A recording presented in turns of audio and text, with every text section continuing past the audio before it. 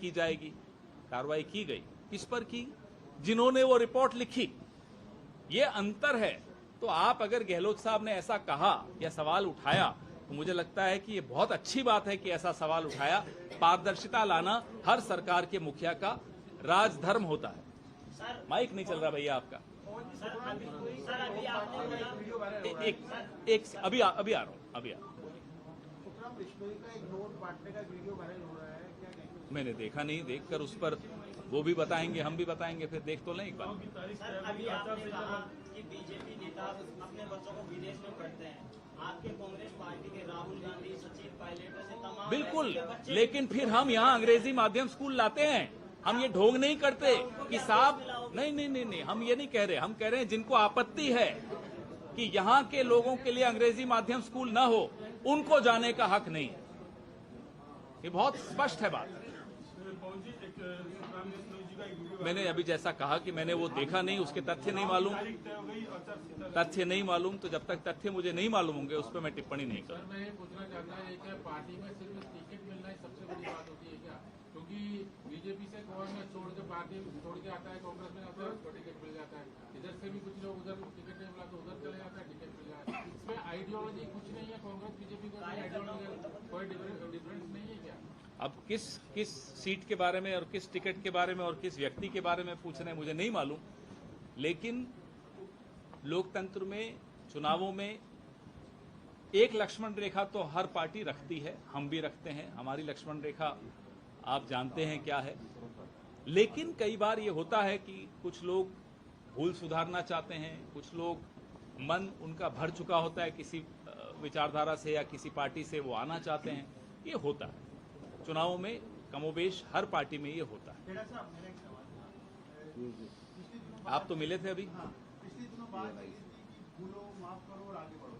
उसी के तहत जो कांग्रेस की 3 सूचियां थी वो जारी की गई। चौथी और 5वीं सूची आई तो भूलो, माफ करो, आगे बढ़ो की चीज थोड़ी पीछे हो गई। वो कई मुद्दा बिगड़ गए। आज वो आरोप लगा रहे हैं, लड़ेलाल बेरवा भी है कि हमारे कट गए क्योंकि हम जितौनी के सर्वे में मान लेते, लेकिन जिन लोगों ने पार्टी के खिलाफ दगा की थी उनको टिकट मिलना चाहिए। क्या कहना है? मुझे इसी में जुड़ा है, एक्सेप्ट लोगों की टिकट को 35 की काटी है, क्या सेकंड में हाँ एक्सेप्ट जो 4-5 सूची आई थी उसमें 35 लोगों के टिकट काटे हैं, क्या दूसरे कैबिनेट के? मैं टिकटों पर ज्यादा बोलूंगा तो बिना ज्ञान के बोलने का लाभ नहीं। मैंने सर्वे रिपोर्ट्स देखी नहीं। सर्वे रिपोर्ट्स के आधार पर सबसे सलाह लेकर एक प्रक्रिया के तहत टिकटें बांटी जाती हैं। समय लगता है, जैसे हमें समय लग भी रहा है, लगना भी चाहिए।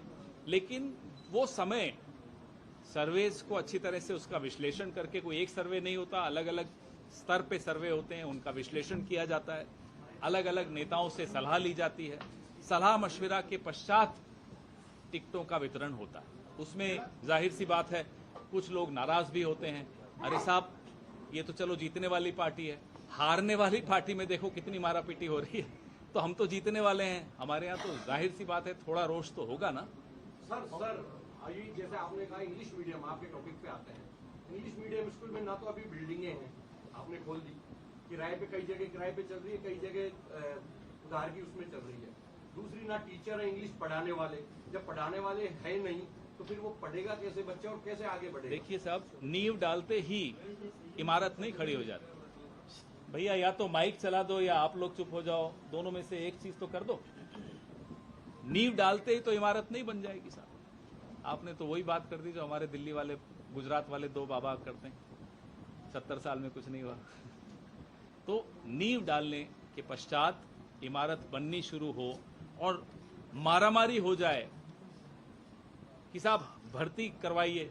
सब लोग चाहते हैं कि हमारे बच्चे अंग्रेजी माध्यम स्कूल में जाएं। जो रिस्पांस इस गारंटी का आया है, इस स्कीम का आया है, वो देखकर आंखों में आंसू आ जाएगा कि लोगों के मन में ये है कि हमारे बच्चे अंग्रेजी पढ़ें। अब इमारत में 1 फ्लोर बना, 2 फ्लोर बने, 3 फ्लोर बने, समय लगेगा।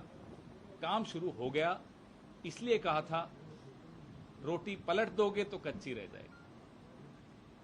सवाल मेरा चुनाव में कांग्रेस का प्रमुख मुद्दा कौन सा है? जो मुद्दा है, जो कौन सा मुद्दा प्रमुख रहेगा? देखिए, जो काम किया है उसके बाद कुछ कहने को रह नहीं जाता। मैं अभी सीएम साहब के साथ ही दिल्ली से आया। हवाई अड्डे पे जब हम उतरे और बाहर आ रहे थे तो एक प्रौढ़ दंपत्ति ने सीएम साहब को रोका कि साहब, हम आबू धाबी में रहते हैं, रहने वाले जयपुर के हैं, वोट देने आए, आपका काम इतना पसंद आया कि इस बार हमने सोचा हम आबू धाबी से वापस जयपुर आकर वोट दें अपना। इसके बाद न कहने को कुछ रह जाता है, न सुनने को कुछ रह जाता है। लेकिन प्रमुख मुद्दा यही है कि रोटी कच्ची अच्छी नहीं रहती।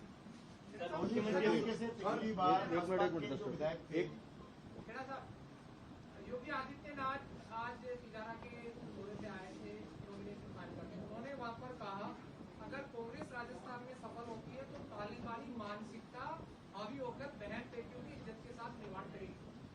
अब ये मेरे राज्य का माहौल बिगाड़ने की अनुमति मैं किसी को दूंगा नहीं। कल पुलिस वालों को दौड़ा दौड़ा कर उत्तर प्रदेश में गुंडों ने पीटा। अरे अपना राज्य जाकर संभालिए ना साहब। सुबोध कुमार सिंह पुलिस का एक अधिकारी था, उसकी हत्या कर दी गई, संभालिए ना साहब। यहां आकर मेरे राज्य का माहौल क्यों बिगाड़ रहे? अपना राज्य संभलता नहीं है, चले आए हैं यहां माहौल बिगाड़ने। राजस्थान की जनता जवाब देगी। सर, कुछ दिन पहले मुख्यमंत्री अशोक गहलोत दिल्ली में प्रेस वार्ता करते हैं, जहां आप मौजूद होते हैं। वहां पे वो कहते हैं कि मुझे मुख्यमंत्री की कुर्सी छोड़ नहीं रही है और शायद छोड़ेगी भी नहीं। फिर सचिन पायलट बयान देते हैं कि विधायक दल के जो विधायक है वो तय करेंगे कि मुख्यमंत्री कौन होगा।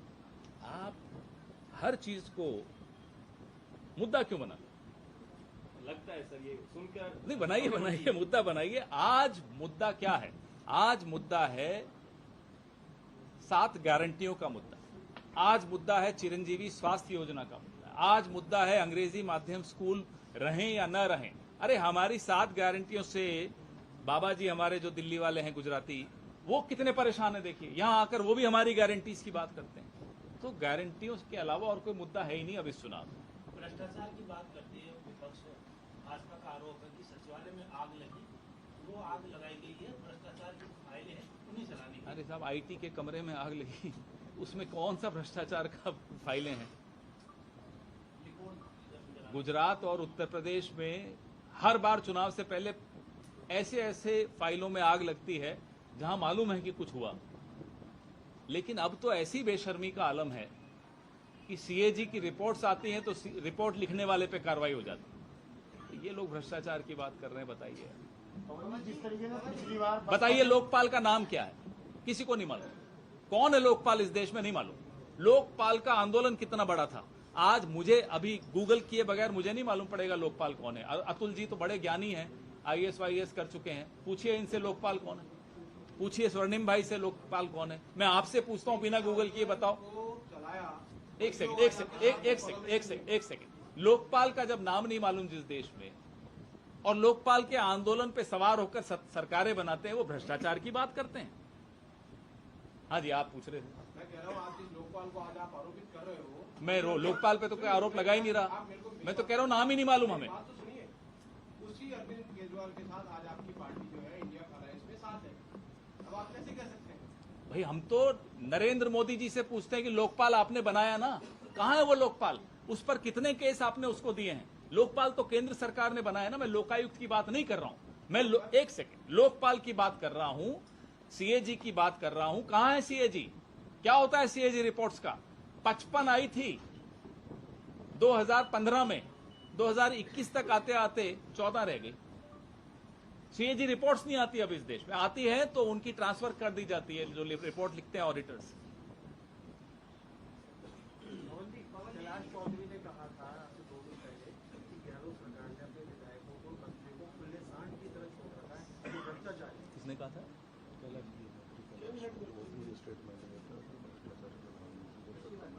कृषि राज्य मंत्री उसमें उन्होंने प्रधानमंत्री जी के लिए भी कुछ कहा था, उस पर भी पूछ लीजिए। करप्ट कहा था। तो जो आदमी अपने प्रधानमंत्री को भ्रष्ट कह दे। वैसे कैलाश मेघवाल जी ने भी कुछ कहा था। क्या हुआ उसका, बताइए, उस पर भी सवाल पूछिए। ये कांग्रेस की रोटी पकाने की आप बात कर रहे हैं या राजस्थान के विकास की बात कर रहा हूँ, वो विकास की रोटी है साहब, रोटी सेकने की? विकास की रोटी है। ये बातें यहाँ नहीं चलेंगी, राजस्थान में ऐसी कोई बात ही नहीं है। राजस्थान में विकास की रोटी है, कहीं कच्ची न रह जाए, बस ये बात। दावेदारी आप ही दिखा रहे थे कमल जी, उसका क्या रहा? अभी आप पार्टी मेरी कोई दावेदारी नहीं है विधानसभा में। आप पार्टी कार्यालय आए तो विरोध कर रहे थे, आपने खुद कहा कि अब कैमरे आ गए, विरोध शांत हो गया। क्या इस विरोध की रिपोर्ट कहाँ देंगे और ये टिकट घोषित होने से पहले का विरोध? नहीं, मेरा काम नहीं है, टिकटों में मैं हस्तक्षेप करूंगा नहीं, इसलिए मेरा ये काम नहीं है कि वहाँ रिपोर्ट दूं जाकर। जैसा मैंने कहा कि हारने वाली पार्टी में हालत देखिए, मारामारी हो रही है। कल राठौड़ साहब और वसुंधरा जी की कितना झगड़ा हुआ, तो ये तो जीतने वाली पार्टी है, थोड़ा बहुत तो यहाँ भी होने दीजिए। सर अभी ईडी चल रहा है और कांग्रेस विपक्ष कहता है कि कांग्रेस की सरकार ईडी से काफी डरती है। कांग्रेस ईडी से डरती है? हम तो चुनौती देते हैं, आ जाए ईडी। वो बिना बुलाए आते हैं, हम तो बुला रहे हैं साहब आओ। हम तो कह रहे हैं यहीं ऑफिस खोल दो, क्यों बार बार खर्चा करते हो हवाई जहाज के टिकटों का, या जैसे भी आते होंगे। मोदी जी डरते हैं कांग्रेस से, इसलिए ईडी को भेजते हैं, कभी सीडी कभी ईडी। पहले चुनावों में होता था कि साहब कोई चुनाव हो प्रचार करने मोदी जी आ जाते थे, अब उनसे काम चल नहीं रहा तो अब ईडी जी आ जाते हैं। सर ऐसे कौन से खास होते हैं जिसमें इस बार कांग्रेस प्रदेश की जनता से वोट की अपील करेगी? जो काम किया दिल से, इसलिए कांग्रेस फिर से एक नारे में सब कुछ आ जाता है, उसमें हमारी सारी गारंटीज आ जाती हैं, उसमें हमारी तमाम योजनाएं आ जाती हैं। एक सवाल हो, इंडिया अलायंस में बहुत सारे दल हैं, आपके दोस्त भी खूब एक मन शेयर किया, सब कुछ हुआ, लेकिन राजस्थान में तो आमने सामने आम आदमी पार्टी ने आपके सामने प्रत्याशी उतार दिए। नहीं, सबका हक है, लड़े यहाँ। ये लोकसभा चुनाव 2024 के लोकसभा चुनाव के लिए ये गठबंधन हो रहा है या हुआ है। उसके पहले अगर विधानसभा चुनाव में कोई अपनी किस्मत आजमाना चाहता है तो आजमाए, उसमें क्या दिक्कत है। उदयपुर के बेटे हैं, आपने टिकट के लिए कोशिश नहीं कर रहे थे, आप पहले ही मना कर गए थे, लेकिन उदयपुर के जवाई को टिकट मिला है, प्रचार करने आएंगे? क्यों नहीं आएंगे, हमारे साथी, हमारे विभाग के एक अच्छे प्रवक्ता हैं गौरव वल्लभ जी, मैं क्यों नहीं जाऊंगा, मेरा शहर है। परसों उनसे रात को बात भी हुई, बिल्कुल जाऊंगा और भरपूर प्रचार करूंगा। पैसे से टिकट लाना कांग्रेस में आसानी है बीजेपी? सब हो गए ना 2 आदमी यार, हो गए आप आदमी बड़े मजेदार हो। अभी रोज प्रेस कॉन्फ्रेंस है, फिर अगला अरुण जी, एक का वादा था 2 हो गए अब तो यार। आपने तो 3 सवाल पूछ लिए, अब तो हो गए, एक की बात अब हुई आप थी। बोलिए। बोलिए। हाँ हाँ बोलिए। आप तो लेकर राजस्थान सरकार दिल्ली सरकार की नियम पे चल रही है, उन्होंने पहले इंग्लिश मीडियम स्कूल खोले, 150 यूनिट फ्री करी, यहाँ पे भी मोबाइल। ये एक अजीब सी बीमारी है, कुछ लोगों को लगता है कि सूरज उगना ही 2014 में शुरू हुआ, कुछ लोगों को लगता है कि 2013 की दिसंबर में ही सूरज उगा, उससे पहले सूरज उगता ही नहीं था भारत में। ऐसा नहीं था ना साहब, काम बहुत हुए। अभी मैं परसों दिल्ली में किसी के घर जा रहा था, रास्ते में एक बोर्ड पड़ा, पीएम केंद्रीय विद्यालय, पीएम केंद्रीय विद्यालय। वो केंद्रीय विद्यालय कब बना था? इंदिरा जी के वक्त। बोर्ड बना दिया प्रधानमंत्री के नाम से आ गया। तो जिनको लगता है कि 2014 में ही सूरज उगा, उनको बता दें साहब पहले भी सूरज उगता था। सर ये बात कर रहे हैं केजरीवाल की, मैंने दोनों के लिए कहा, 2013 दिसंबर आप भी समझते हैं कौन था। पवन जी, पिछली बार गहलोत सरकार में 6 विधायक बहुजन समाज पार्टी के शामिल हुए थे, और इस बार भी तिजारा सीट से आपकी पार्टी ने इमरान खान को टिकट दिया है, बसपा नेता। तो क्या तिजारा सीट पे आपके पास कोई पार्टी में नेता नहीं था? मैं टिकटों में, जैसा मैंने कहा, मेरा कोई योगदान नहीं है।